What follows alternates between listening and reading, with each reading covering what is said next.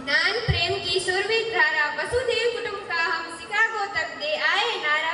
विवेकानंद आदर्श हमारे अति पावन ये प्रेम धरा, ममता से आह्लादित करती गंगा माँ की निर्मल धारा। ममता से आह्लादित करती गंगा माँ की निर्मल धारा।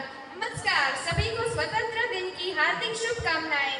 मैं लखतरिया खुशाली कक्षा 10वीं की छात्र, trustee Shri Mahavir sir and Kuljeet sir, प्रधानाचार्य Ramesh sir, Hitesh sir and Jagdish sir और सभी शिक्षकों का स्वागत करती हूँ।